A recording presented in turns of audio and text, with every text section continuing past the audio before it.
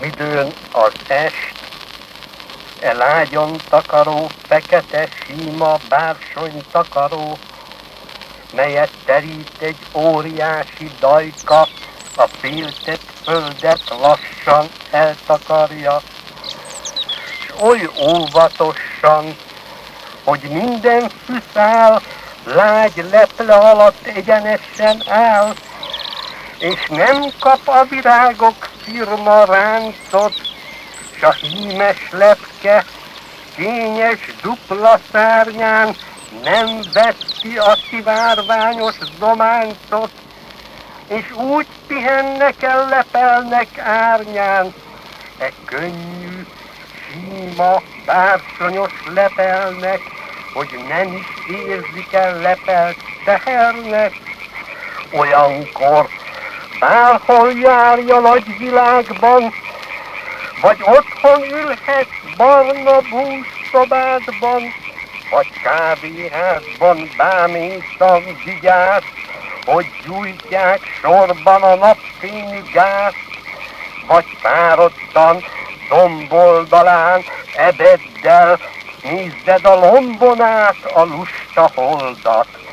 vagy országúton, melyet porlepeddel álmos kocsisod bóbiskolva hajthat, vagy a hajónak ingó padlatán szédül, vagy a vonatnak pamlagán, vagy idegen város bolygván keresztül, állj meg a sarkokon, csodálni restül a távol utcák hosszú fonalát, az utcalángok kettős vonalát, vagy épp a vízi városban, a ríván, hol lángot apróz mat opál tükör, merengj a messze múltba visszaríván, melynek emléke édesen gyötör. Elmúlt korodba, mely miként a bűvös lámpának képe, van is már, de nincs is,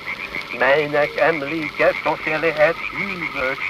melynek emléke teher is, de kincs is. Ott emlékektől terhes fejedet a márványföldnek eltüggesztheted, csupa szépség közt és gyönyörben járván, mégiscsak arra fogsz gondolni gyáván. Ez a sok szépség mind mire való, mégiscsak arra fogsz gondolni árván, minek a sejmes víz, a tarka márvány, minek az est, e szárnyos takaró, miért a dombok, és miért a lombok, s a tenger, melyben nem vett magvető, minek az árok, minek az apályok, s a felhők, e bús Danaida lányok, s a nap, ez égő szizifuszi kő, miért az emlékek, miért a múltak, miért a lámpák, és miért a holdak,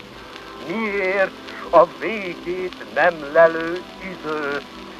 Vagy vedd példának a picinc szüszálat, miért nő a fű, hogyha majd leszárad, miért szárad lesz, hogyha újra nő.